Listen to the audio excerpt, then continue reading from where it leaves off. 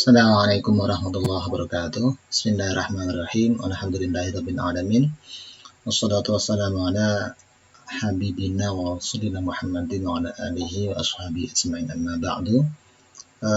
Para mahasiswa yang saya banggakan, kali ini kita akan berbicara tentang dalalah. Dalalah. Kita akan berbicara tentang dalalah dari sisi pengertiannya, secara kebahasaan, secara istilah. Kemudian dalalah itu ada dua macam. Satu dilihat dari sisi jelas dan tidaknya. Itu ada namanya dalalah lafziyah atau wadihah, dalalah yang jelas penunjukan atas hukumnya. Dan ada namanya dalalah ghairu lafziyah atau dalalah ghairu wadihah, dalalah yang tidak jelas penunjukan atas hukumnya. Untuk dalalah yang wadihah atau yang jelas itu ada 4, ada zahir, nas, mufassar, muhkam. Kemudian yang tidak jelas atau ghairu wadihah ada khafi, mushkil, mujmal, dan mutasyabih. Kita mulai dari dalalah. Secara bahasa, dalalah berasal dari bahasa Arab dalalah, dalalatun, dalalatan, yang merupakan bentuk masdar dari dalla yadullu, yang berarti menunjukkan atau penunjukan. Sedangkan secara istilah, dalalah adalah menunjukkan suatu lafal, nas atau teks kepada pengertian yang mudah untuk dipahami, sehingga dengan pengertian tersebut dapat diketahui ketentuan yang dikandung oleh dalil, nas atau teks tersebut. Kali ini kita akan membahas dalalah yang jelas penunjukannya. Jadi yang wadihah adalah dalalah yang ditunjukkan secara jelas oleh lafalnya. Tadi sudah saya sampaikan ada 4 macam, ada zahir, nas, mufassar, dan muhkam. Ini tingkatannya, yang paling jelas itu adalah muhkam. Kemudian di bawahnya ada mufassar, di bawahnya ada nas, dan yang paling ringan kejelasannya ada yang namanya zahir. Jadi ini zahir, nas, mufassar, muhkam ini dilihat dari sisi kejelasannya, dari yang kejelasannya paling rendah, zahir, atasnya ada nas, mufassar, dan yang paling jelas ada yang namanya muhkam. Kita mulai dari zahir. Zahir adalah lafal yang bisa dipahami maknanya secara langsung, atau lafal tersebut sudah jelas maknanya. Zahir itu artinya jelas, jadi lafal yang bisa dipahami maknanya secara langsung, jelas maknanya. Menurut Abdul Wahab Khalaf, zahir adalah lafal yang dengan sighat atau bentuknya sendiri menunjukkan apa yang dimaksud dan tidak tergantung pemahamannya kepada lafal yang lain. Artinya dengan lafal itu saja, tidak butuh lafal yang lain, itu sudah bisa diketahui maknanya. Namun masih mungkin untuk ditakwilkan lagi. Jadi ada kemungkinan untuk ditakwil lafal yang zahir. Contohnya ada firman Allah, wa ahallallahu al-bai'a wa harrama riba, dan Allah menghalalkan jual beli dan mengharamkan riba. Ayat ini secara zahir menunjukkan pada halalnya jual beli dan haramnya riba. Jadi secara jelas lafal ini tidak butuh kepada kalimat yang lain, tidak butuh pada ayat yang lain, sudah bisa dipahami. Wa ahallallahu al-bai'a, dan Allah menghalalkan jual beli, wa harrama riba, dan mengharamkan riba. Itu jelas. Walaupun pada asalnya tujuan utama ayat ini sebenarnya bukan tentang halalnya jual beli dan haramnya riba, tetapi sebenarnya adalah tentang tidak samanya jual beli dengan riba. Nah, ini nanti kita jelaskan di dalalah nas. Ya. Kedudukan lafal zahir adalah wajib diamalkan sesuai dengan lafal itu sendiri sepanjang tidak ada dalil yang mentakhsisnya. Tidak ada dalil yang mentakwilnya atau menasahnya. Tidak ada yang mentakhsisnya. Dalam pertemuan sebelumnya sudah kita bahas apa itu am, apa itu khas, apa itu takhsis, ya. Dan tidak ada yang mentakwilnya, tidak ada menasahnya. Menasahnya itu menghapusnya. Misalnya tentang takhsis, wa ahallallahu al-bai'a wa harrama riba ini, Allah menghalalkan jual beli. Apakah semua jual beli dihalalkan? Tidak, ada yang ditakhsis ini. Ada beberapa bentuk jual beli yang diharamkan, seperti jual beli yang ada ghararnya. Nah, itu kan termasuk takhsisnya. Itu zahir. Yang kedua, kita bahas tentang nas. Apa itu nas? Ini hampir sama dengan zahir. Suatu lafal yang menunjukkan hukum dengan jelas dan merupakan makna asal dari teks itu. Ini bedanya antara nas dengan zahir. Jadi kalau zahir itu bukan makna asalnya. Kalau nas itu memang lafal yang menunjukkan pada hukum dengan jelas dan merupakan makna asal dari teks itu. Ya, dalalah nas mempunyai kemungkinan untuk ditaksis sama dengan zahir, mungkin ditakwil dan mungkin dinasah atau dihapuskan sebagaimana zahir. Contohnya sama dengan zahir. Wa ahallallahu al-bai'a wa harrama riba. Allah telah menghalalkan jual beli dan mengharamkan riba. Secara zahir, ayat ini menunjukkan pada halalnya jual beli dan haramnya riba. Tetapi makna ini bukan maksud utama ayat itu.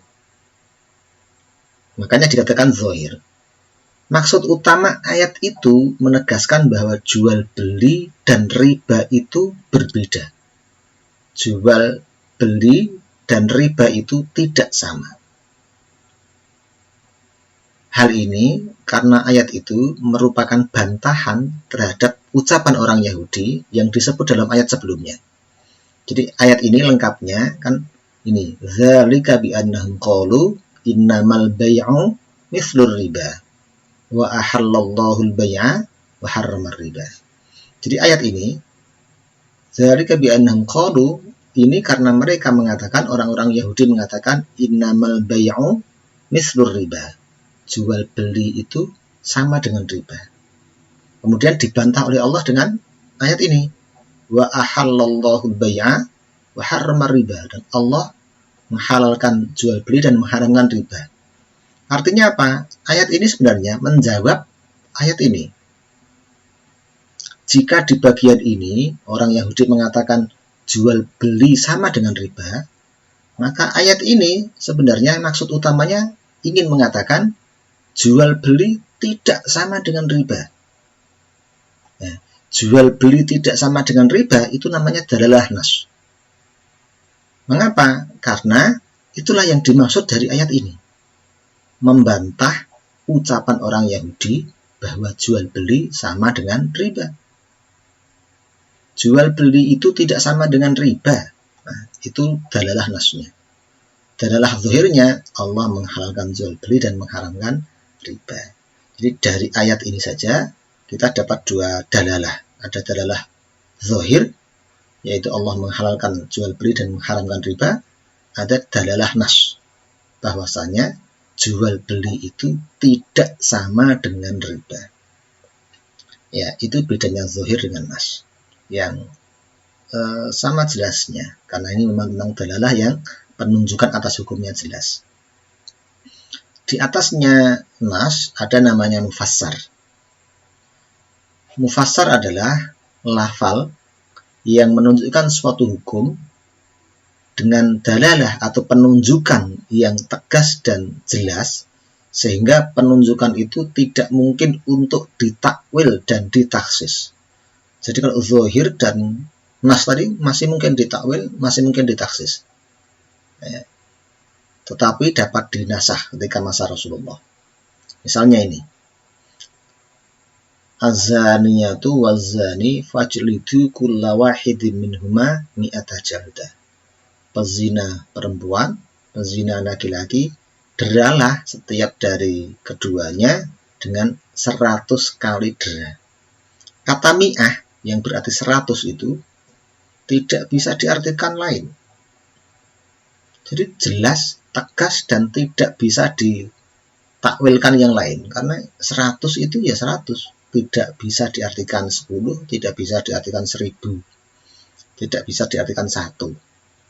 Jadi 100 artinya 100, jelas, tegas, tidak bisa ditakwilkan, tidak bisa ditafsirkan yang lain.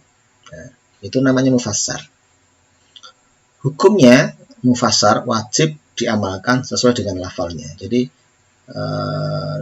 ayat ini tidak mungkin dimaknai dengan makna yang lain 100-nya itu. Itu namanya mufassar. Yang keempat, yang lebih jelas lagi penunjukan atas hukumnya, ada namanya muhkam. Suatu lafal yang menunjukkan makna dengan dalalah yang tegas dan jelas serta qat'i. Ada kepastiannya di sini dan tidak mempunyai kemungkinan ditakwil, ditaksis atau dinasah. Ini tidak mungkin lagi ditakwil, tidak mungkin ditaksis, tidak mungkin dinasah, tidak bisa dihapuskan. Muhkam menduduki posisi tertinggi dalam penjelasan di antara derajat kejelasan lafalnya. Ini contohnya, fa'lam annahu la ilaha illallah. Ketahuilah bahwa sesungguhnya tidak ada Tuhan yang berhak untuk disembah selain Allah. Ya. Ada misal lain tentang keharaman menikahi istri Rasulullah. Oke, itu muhkam. Ini saya kasih contoh yang lain untuk memperjelas itu. Zahir misalnya ada fankihu ma taba lakum minan nisa'i masna wa thulatsa wa ruba.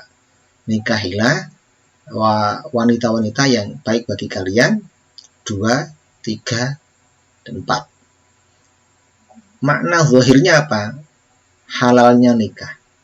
Dari mana itu? Dari ini fankihu. Nikahilah. Itu berarti apa? Halalnya nikah. Tapi apakah kehalalan nikah ini diambilkan dari makna yang terkandung dalam ayat ini? Tidak. Tujuan utama ayat ini bukan itu. Walaupun dari ayat ini bisa diambil kesimpulan tentang halalnya nikah. Nah, itu zahir. Sedangkan yang nas dengan ayat yang sama, ayat ini tujuannya apa? Tentang bolehnya poligami. Jadi karena ada ayat setelahnya wa in khiftum alla ta'dilu fawahidah, dan jika tidak bisa adil maka satu saja. Artinya boleh menikahi 2, 3, 4, bolehnya poligami. Itu merupakan makna yang diambil dari ayat ini, dan itu memang yang dimaksud tujuan utama tentang ayat ini, tentang bolehnya poligami, bukan tentang halalnya nikah. Tentang halalnya nikah ini bisa disimpulkan dari ayat ini, tetapi itu bukan tujuan utama dari ayat ini. Jadi makna asal, makna utama itu yang masuk dalam dalalah nas, sedangkan makna lain yang bisa diambil dari ayat atau teks itu namanya zahirnya. Oke, contoh yang lain tentang mufassar. Ada fajliduhu thamanina jaldah. Hukuman bagi orang yang menuduh orang lain berbuat zina atau qazaf. Qazaf, menuduh orang lain berbuat zina, itu didera 80 kali. Kata thamanina, 80 kali dera, thamanina jaldah, itu tidak bisa diartikan yang lain. Itu mufassar, jelas, tegas, tidak bisa ditaksis, tidak bisa ditakwil. 80 itu 80. Tidak bisa diartikan 8, 800, 160, tidak. Itu namanya mufassar. Sedangkan yang muhkam, misalnya ini. Wa qadha rabbuka alla ta'budu illa iyyahu wa bil walidaini ihsana. Hukumnya tentang apa ini? Tentang larangan syirik. Di sini alla ta'budu illallah, alla ta'budu illa iyyah, jangan sampai menyembah kecuali kepada Allah saja. Larangan syirik, beribadah hanya kepada Allah. Dan wabil walidaini ihsana, kewajiban berbuat baik kepada orang tua. Ini tidak ada takwilnya, tidak bisa ditakwili yang lain, tidak bisa ditafsirkan yang lain. Pasti, jelas, tegas, dan tidak ada nasahnya. Tidak mungkin dihapus ini hukum tentang larangan syirik, kewajiban berbuat baik pada orang tua, itu tidak ada yang menasahnya, tidak ada yang menggugurkannya, menghapusnya, menggantinya. Ya, itu tentang dalalah dilihat dari sisi kejelasannya pada penunjukan hukumnya. Semoga saja bermanfaat. Untuk yang tidak jelas atau yang ghairu wadhihah akan kita jelaskan pada pertemuan yang akan datang. Billahi taufiq wal hidayah. Assalamualaikum warahmatullahi wabarakatuh.